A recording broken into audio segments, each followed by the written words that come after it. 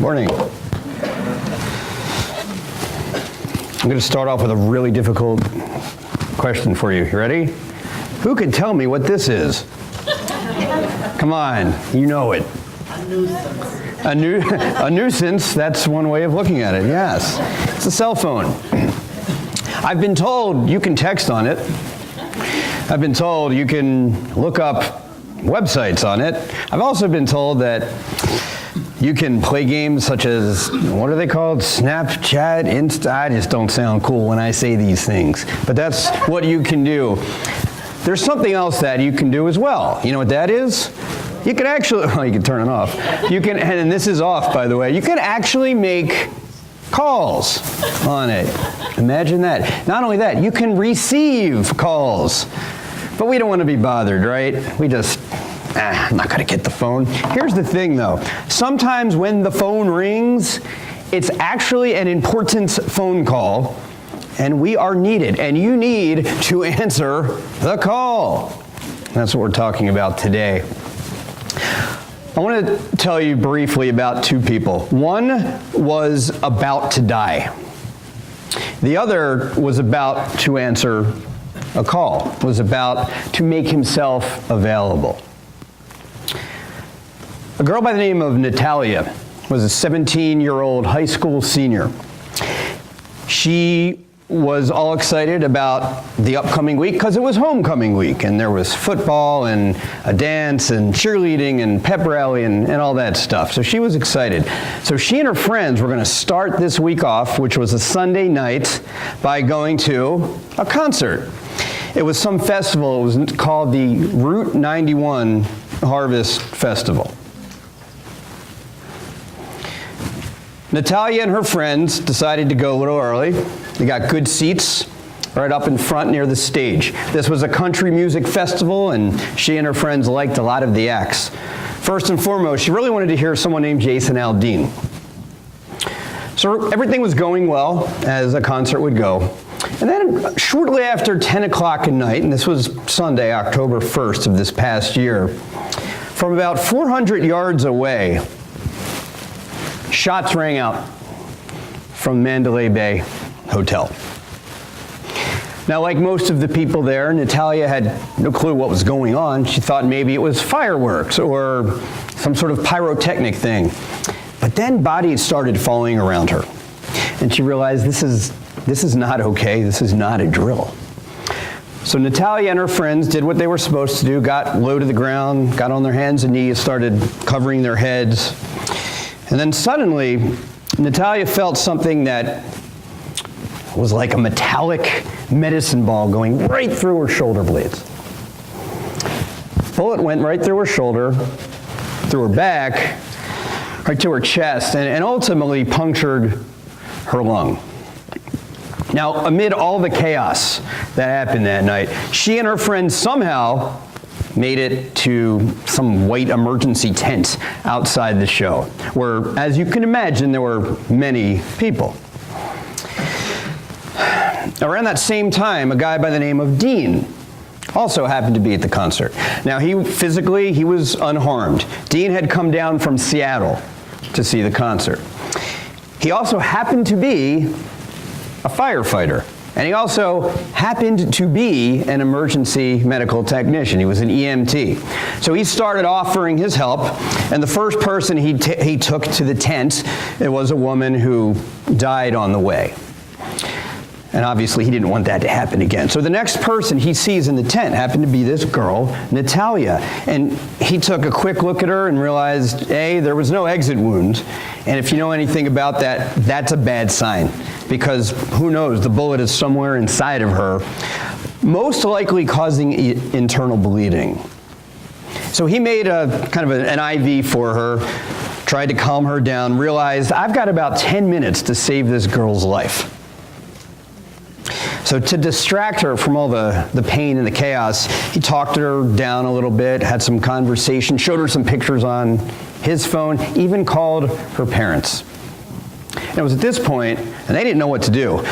Someone said, you know what, go out to whatever the name of the street was. There will be an ambulance waiting for you. So he did. He found some little folding chair that he put her in, carried her, went out to the street to wait for the ambulance. And they waited. And they waited. And they waited. And ultimately, there was no ambulance waiting for them. So you're this guy, and you're this girl, and you're just random strangers, right? And you're sitting there on the street of the Vegas Strip, all chaos is going on. This girl is about to die, and he's not going to let that happen. So what do you do at this point when help is not on the way? What happened next? I'm going to tell you what happened next, but first, I want to talk first about another man who made himself available, a prophet by the name of Isaiah. Isaiah was cited in the New Testament more often than any other writer in the Old. His call to service, and he had to answer a call too, that came courtesy of a powerful vision. If you want to get to Isaiah in your Bibles, it's right between the Song of Solomon and Jeremiah. We're going to look at just the first 8 verses in chapter 6. Isaiah is incredibly long. It's 66 chapters. I'm not going to sit here and give you the whole historical background. We can do that another day. But just know that Isaiah was a prophet. He prophesied mostly to the southern kingdom of Judah because he started his prophecy to the north, and then a few years later, as he predicted, the Assyrians came and conquered Samaria. So that's where we are today. We're going to look at chapter 6, verses 1 through 8, Isaiah's commission. We'll start with the first couple verses. In the year that King Uzziah died, I saw the Lord, high and exalted, seated on a throne, and the train of his robe filled the temple. Above him were seraphim, each with 6 wings. With 2 wings they covered their faces. With 2 they covered their feet, and with 2 they were flying. Stop there. So this is Isaiah. Now, we know this is a vision because you don't really see God, do you? We see proof of him all the time, undeniable. But as you see here, God is spirit, and the seraphim, you know what a seraphim is? It's angels. It literally means burning ones. Now, if you'll notice, they had 6 wings. However, they did not cover what part of their body? They didn't cover their ears. Why not? Because they were God's divine messengers. They had to open their ears to hear God's instructions. Moving on. Verses 3 and 4. And they were calling to one another, Holy, holy, holy is the Lord Almighty. The whole earth is full of his glory. At the sound of their voices, the doorposts and threshold shook, and the temple was filled with smoke. Wow. It'd be kind of neat if that happened here. Maybe not the smoke, but if we were singing so boisterously that, wow, they could hear us from Route 30. Now again, it's just a vision, but to Isaiah, it was so real. Why was there smoke? Why did the room shake? Because of God's holiness. God's holiness, first of all, holiness is not an attribute that you can measure. You're not kind of holy today and really holy tomorrow, or sort of holy yesterday, but not real holy. No.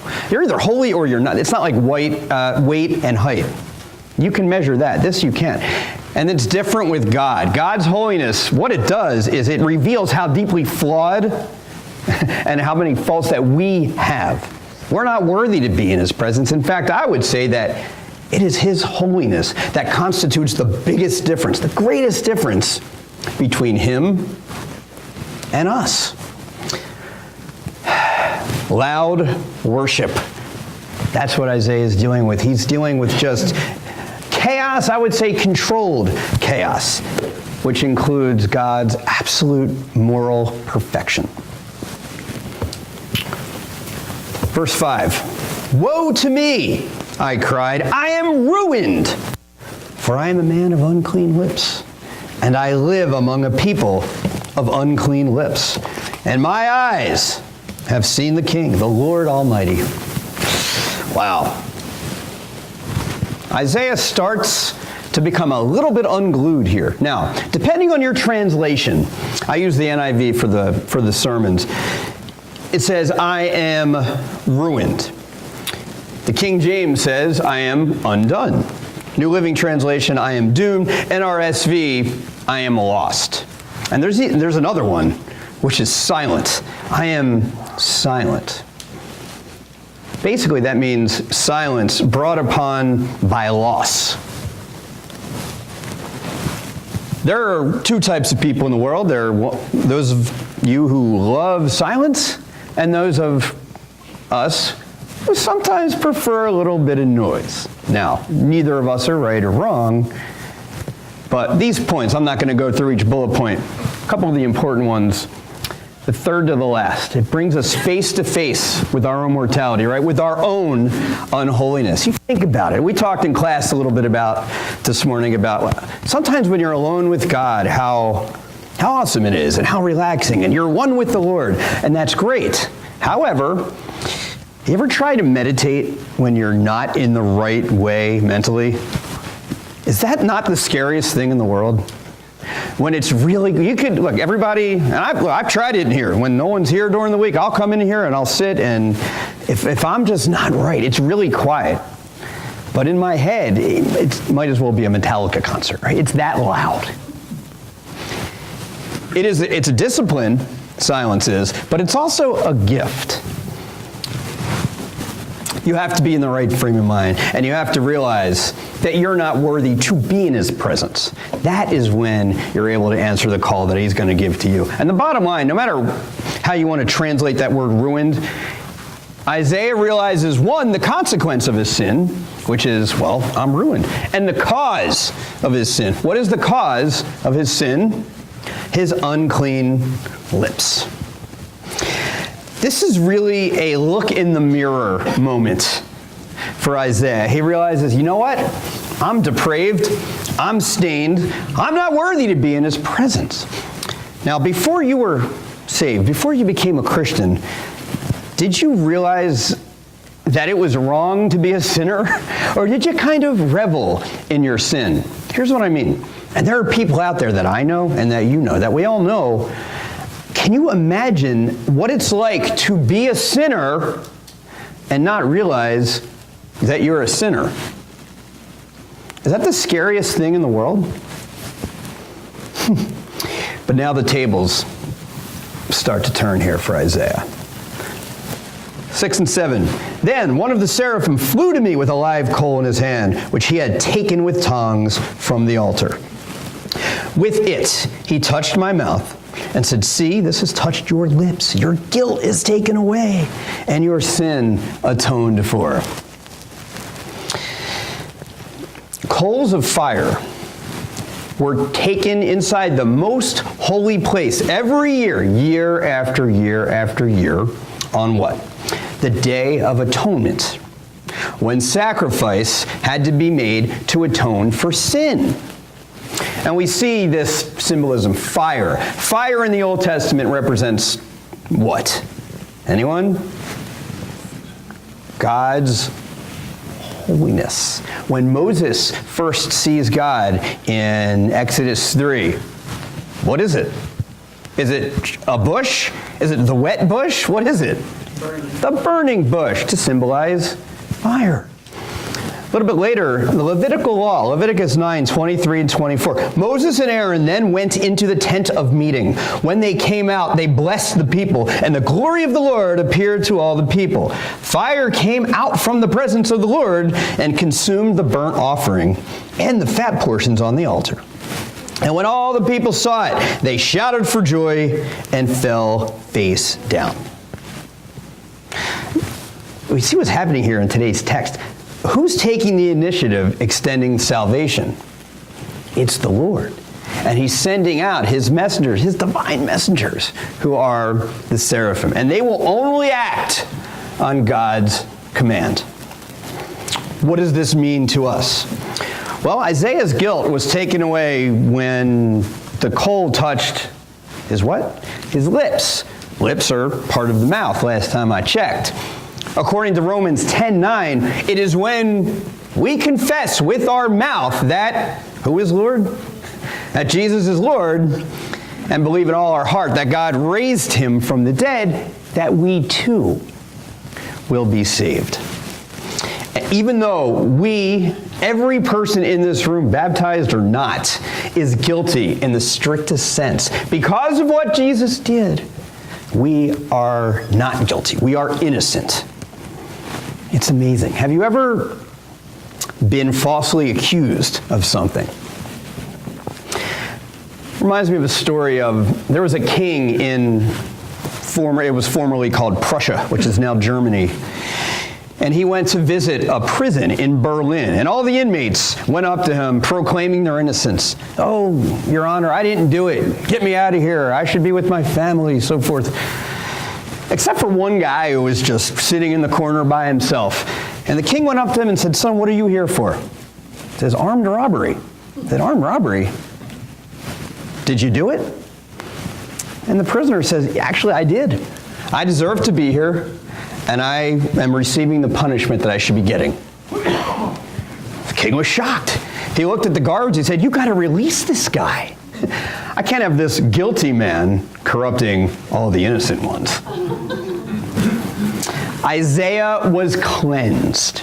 When we are cleansed, we can hear God's call. That's when we really start listening, because we need a clear head and a clear conscience. Last verse, verse 8. "Then I heard the voice of the Lord saying, 'Whom shall I send, and who will go for us?' And I said, 'Here am I, send me.'" It's powerful. What is the immediate effect of atonement? It's reconciliation. What's reconciliation point to? It points to the fact that something needs to be restored. In this case, Isaiah's relationship with God. In our case, our relationship with the Lord. It is broken. And I'm going to explain why in a second. Point is, it needs to be restored. Paul's letter to the Corinthian church, 2 Corinthians 5, 18 and 19, explain that God reconciled us to himself through Christ and gave us the ministry of reconciliation, that God was reconciling the world to himself in Christ, not counting people's sins against them. And he has committed to us the message of reconciliation. It is a restored relationship. That's your call.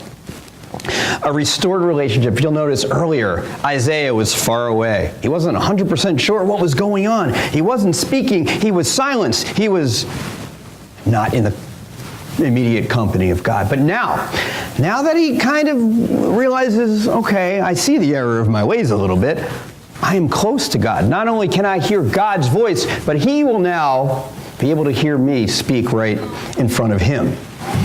A restored relationship. God had shut him out, but has now redeemed him. Do you ever feel that way? Of course we all do. Do you ever feel that God has shut you out? Now let's be honest. You say, "God, I've prayed you about the same thing 1,000,000 times. Why are you sitting up there and allowing my family tragedy to unfold?" It's okay to say something like that to him. Or perhaps you say, "God, where are all these doors that are supposed to open in my favor? What are you doing?" And then, out of the ashes, he puts you on his shoulders and he takes you home. That's what happened here. He brings Isaiah back to where he needs to be. The immediate irony here is then he sends Isaiah out. One of the very early missionaries, right? In fact, the very next word in verse 9 that we're not going to look at today, God says, go and tell this people. In other words, go start your prophecy. He's not wasting time. He answered his call. Other people, we have examples that we know of, do not answer their call. They let it go unanswered. This is a restored relationship. And I already told you what Isaiah's plan was earlier, what his call was. And that, of course, was to prophesy to both the northern and southern kingdoms. He gladly volunteered. He has the attitude that we should have. He didn't just say, if you want me to go, God, let me think about it. No, here am I. Send me. Compliance should be our natural resource. We say, God, what can I do for you? Lord, how can I die to myself and pick up my cross? What does that even mean? Say, Father, how can I consider the interests of others more important than my own? And if I don't know how to do that, who can you put in my life who can teach me? That is answering the call. And he's not going to use you until you listen to him. And you say, well, I get it, preacher man, but I'm a busy guy. I'm an important woman. I mean, I've got lunch after this, and I need to go home and watch the Bears lose again. And, I'm just real busy. I don't have time for this. Oh, really? There's a big difference between being busy and being called. First key point today is this. When we become silent and hear the voice of God, we can then become the voice of God, or at least a semblance of it, to a noisy world. They need us. We don't necessarily need the world, but there are people who need to hear us. Isaiah's sin, believe it or not, was paid for by who? By Christ. Now, how in the world did that happen? Isaiah was around 700 years before Jesus came to town. So how is that even possible? Well, the promise had already been made. He forgave Isaiah, did God, on the promise what Jesus was going to do 700 years later, just like he does with us, based on the promise that Jesus gave 2,000 years before you were born. Amazing. And this goes all the way back to the covenant. Forget about Isaiah. This goes before Isaiah. Remember the covenant of circumcision. Remember the covenant that God made with Abraham in the 15th chapter of Genesis. He promised Abraham descendants as numerous as the stars in the sky and all the land in front of him. And all Abraham had to do was be sinless. That's it. Perfect obedience. He and his people had to do that in order to keep the covenant. But guess what? Abraham wasn't going to be able to keep the covenant because he was not perfect. That covenant was broken a lot earlier than Isaiah's time, long before Isaiah came to give his prophecy. And because of this, someone had to die. And it was during that scene in Genesis with Abraham and God, where God said, look, if either you or I break this covenant, I will pay for it with my own blood. And it was at that time when God sentenced his own son to die. For Abraham, for Isaiah, for you, and for me. The only way that we could be made right with God was for him to crush his son. And that's exactly what he did. That is the greatest act of love the world has ever known. As a result, I think Aaron used this word earlier today, propitiation. As a result of Christ's sacrifice, God's wrath toward you is turned away. Why is that? Because Jesus took it for you. That is known in an elementary way of propitiation. He took the wrath that you and I deserve. So how are we going to answer our calls today?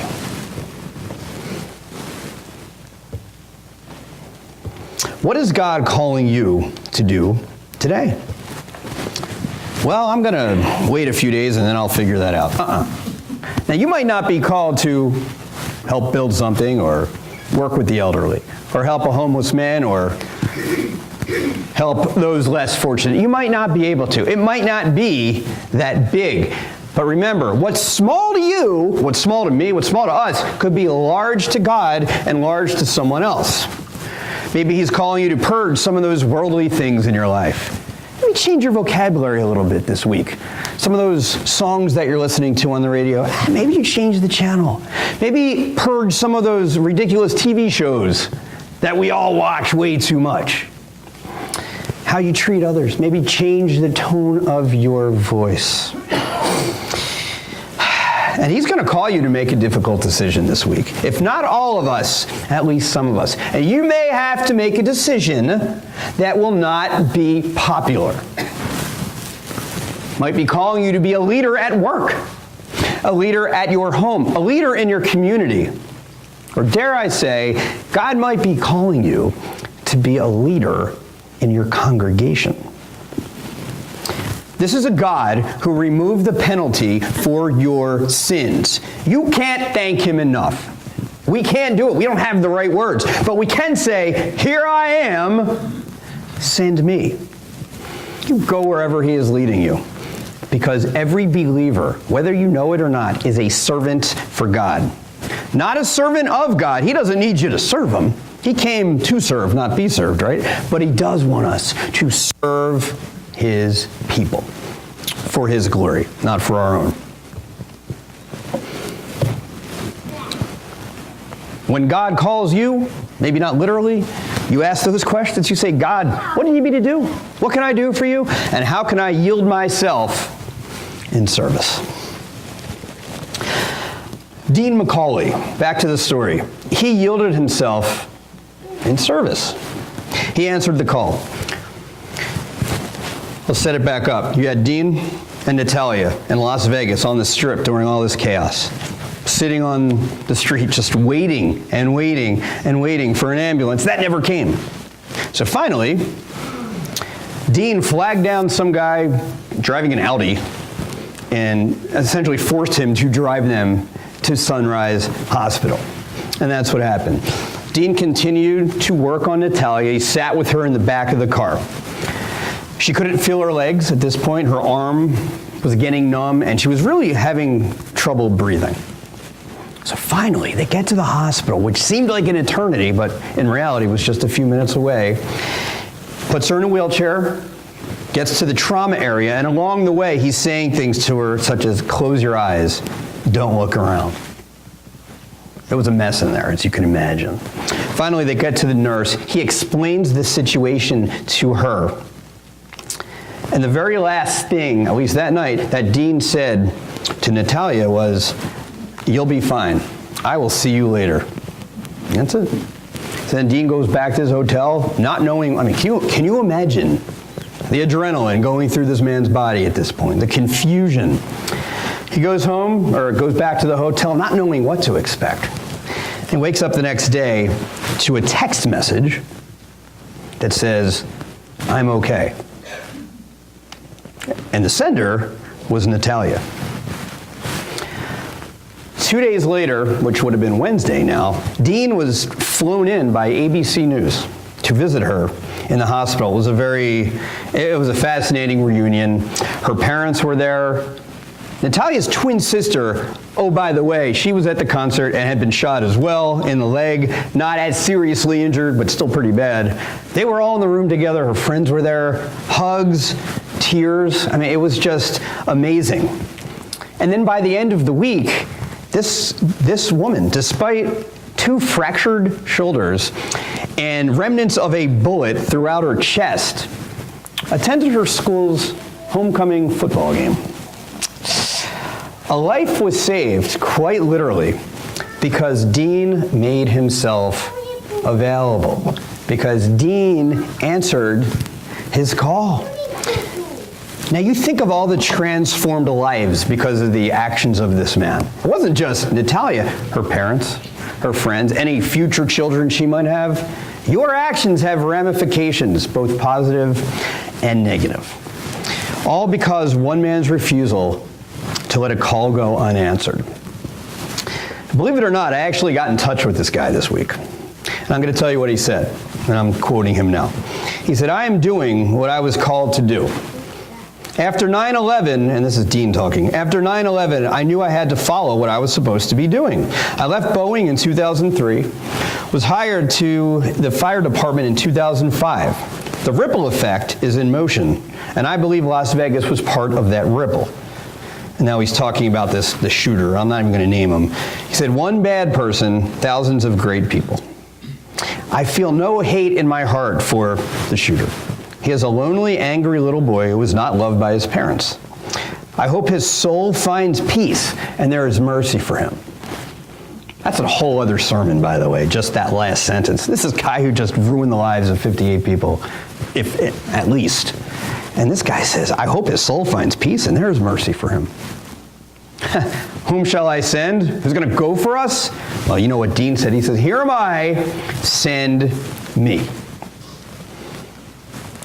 The most important call you will get in your life is not to save someone's life, it's to save your own, and that is through baptism. If you're not 1,000% sure that you're going to heaven after you die, this is something that you absolutely need to consider. And don't think that you're not good enough now, because look, you don't need to do your best to earn God's favor. You do your best because you have God's favor. And again, it comes back to availability. You make yourself available, He'll give you all the capability that you need. The gospel is a two-sided coin. There's life, but there's also death. There's forgiveness, but there's also condemnation. I want you to be 100% sure that you're on the right side of that coin. And if there's anything we can do to help, you let us know right away. Right now, we'll stand and sing.